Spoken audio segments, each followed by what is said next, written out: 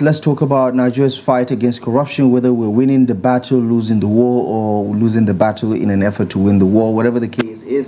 The Economic and Financial Crimes Commission boss, Olukoide, was in the news this week as he shed light on some of the activities as well as operations of the Anti-Graft Agency, as he talked about some of these high-profile cases that the Anti-Graft Commission is prosecuting. And he was not only passionate about it, but he was quite emotional about some of the narratives that are being put out there, especially as it relates to the ongoing saga between the Commission and the former governor of Kogi State. He did shed light on some of the overtures as well as some of the other high-profile cases that included the arrest or the interrogation, rather, of the former Minister of Aviation alongside other high-profile cases. So let's speak to someone who is an enthusiast, an expert analyst on anything anti-corruption in Nigeria. He also is quite passionate, I might add, with regards to this one. Join us virtually to add value to the conversation is another Sunday who is joining us from Yola. Sunday Amos is a founder, Clearview Integrity Foundation, and an anti-corruption campaigner. Good morning to you and welcome to Daybreak. I'd like to get your initial thoughts on what the EFCC chairman has to say about what the commission is up to. He even threatened to resign. I hope that impressed you.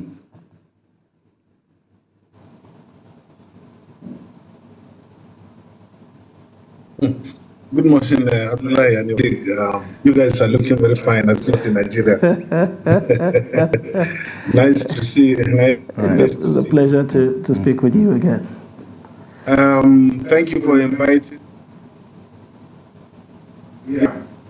I listened to the press conference of the EFCC chairman, and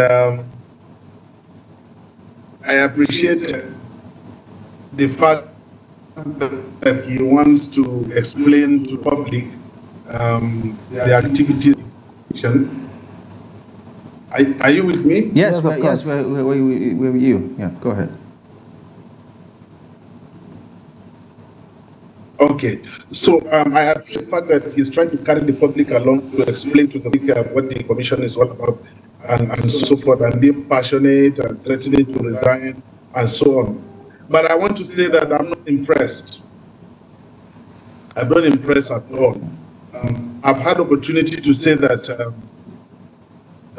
please, EFCC chairman, stop.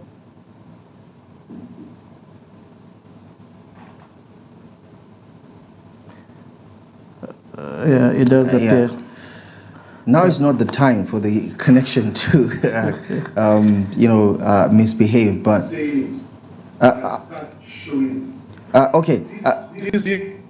Mr. Amos, so sorry if you can hear me again. We lost the connection for a few seconds, so you might have to come again with regards to what you were trying to say.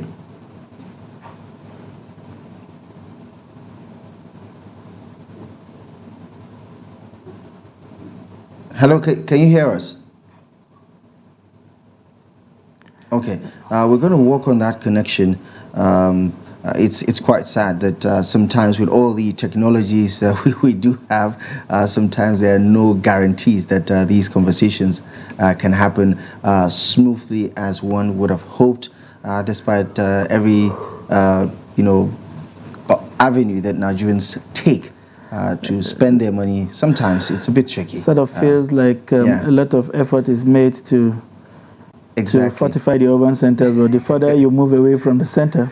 Exactly, but we're going to work on that connection, because it is important to really look into the comments of the EFCC chairman, what it means, because he has been in the news, and I think that in itself is a sign that is trying to underscore where the EFCC leadership is trying to take this anti-corruption fight in the country. Also in the news yesterday, he was reported to have presented the current governor of Enugu State with some 15 properties that the EFCC has recovered, and he made the presentation to the governor yesterday. And many Nigerians feel some type of way about some of the comments he said, especially with regards to the overtures he made to Yabelo about, bringing him into the back door. People are saying, listen, if it was some, internet scammer out there, you wouldn't give him that kind of treatment. So, is that the case of all fingers are not equal, or some animals are more equal than others, as Judge Oral said? Okay, let's give it another try again. Mr. Sunday, let's hope this time around the network allows us to have a smooth conversation. Can you just reiterate your point again? Yes, thank you. I apologize for the fluctuation.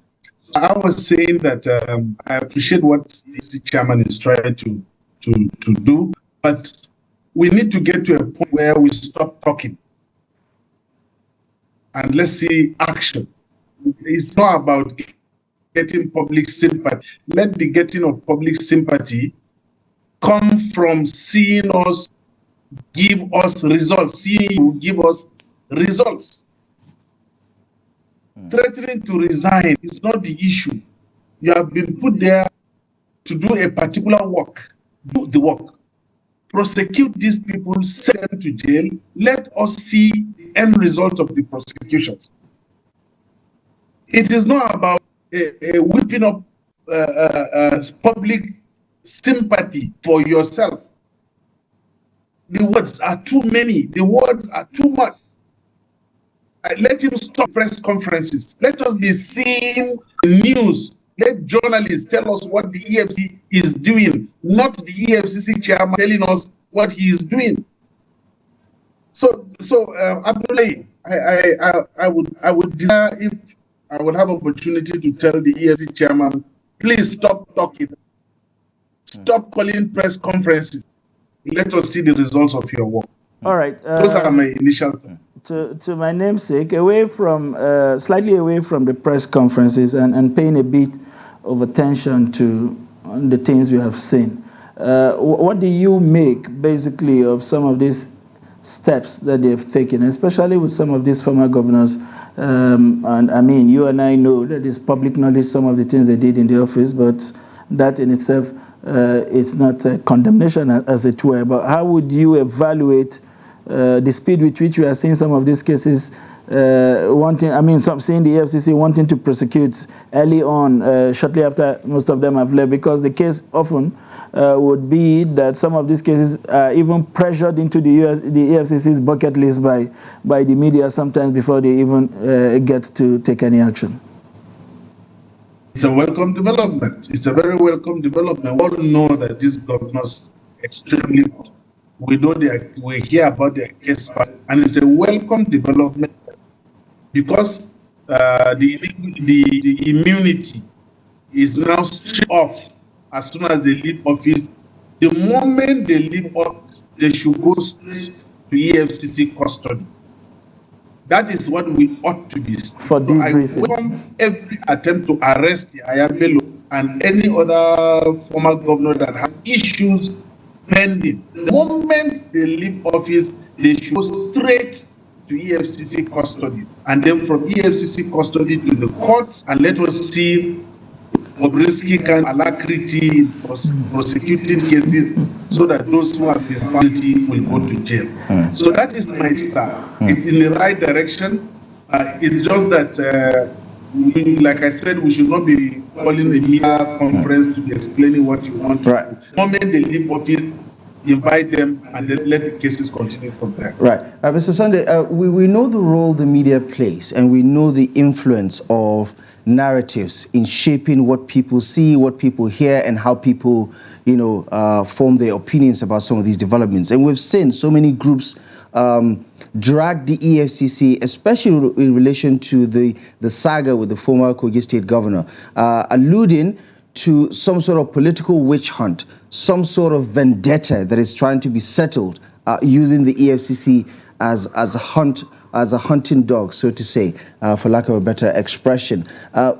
Don't you see, some of these media appearances hearing from the horse's mouth itself? Because he did, reveal some quite, staggering information, not just about some of the overtures that he has made to Abelo to try and clear the air, but also about, you know, the level of graft that was involved. Talked about the $720,000 payment that allegedly the former governor made, you know, in the payment for his children's tuition fees ahead of time before he leaves office. Don't you think that that sort of access to first-hand information from the EFCC itself is equally important, so that the public not only sympathizes, as you suggested, but has first-hand information, and the media also has first-hand information about some of the details that we're dealing with?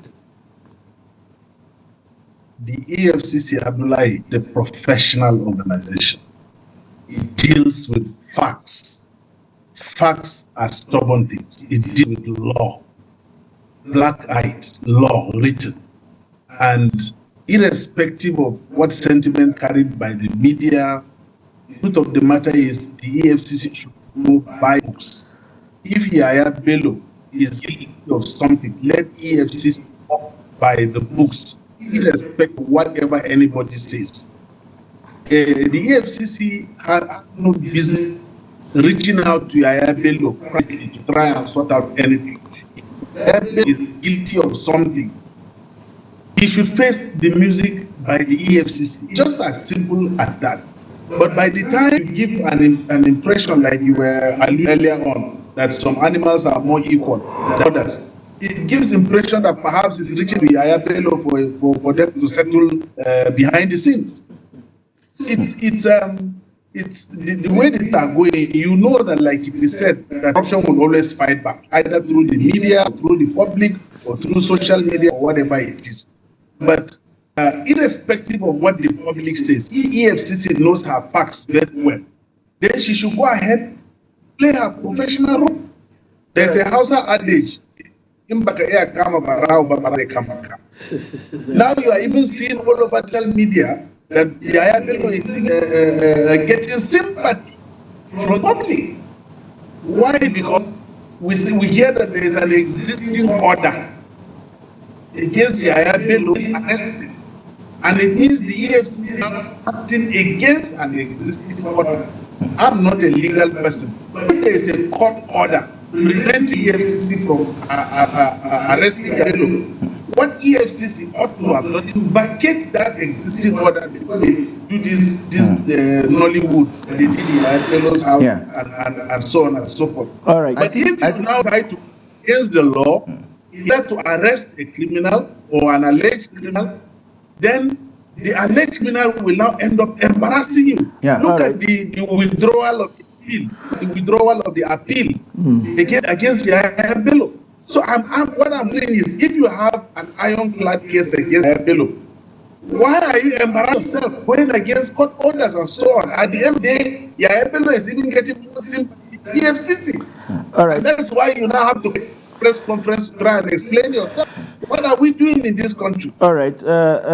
Before all of those, we saw another kind of scenario play up. We had seen it before, which is sitting state governors using their security details to truncate a process. You know, we saw it once with the former governor of Rivers State, you know, with the arrest of the chief judge of the state, where he came into the scene, you know, interfered with the process and carted away the chief judge. We are seeing it again with the sitting governor in this case, even though they've denied that they made away with Yaya Bello, but we have seen how that whole drama, as you call it, you know, played out.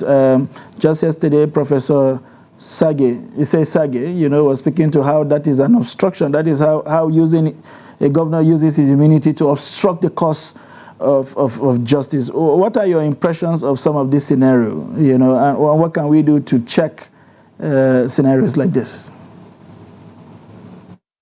Well, I think one of the things we do is to look over again at this whole immunity clause for state governors.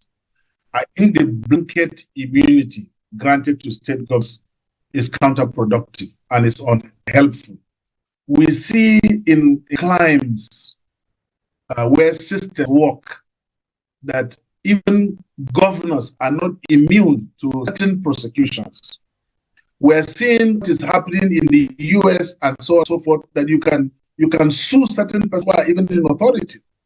So I would advise that in order to forestall continuation of this brigandage by sitting governors simply because they have immunity, we need to second look about the immunity clause granted, the blanket immunity clause granted to state so that we can perhaps unbundle it, withdraw it, and allow immunity to be related to only criminal prosecution.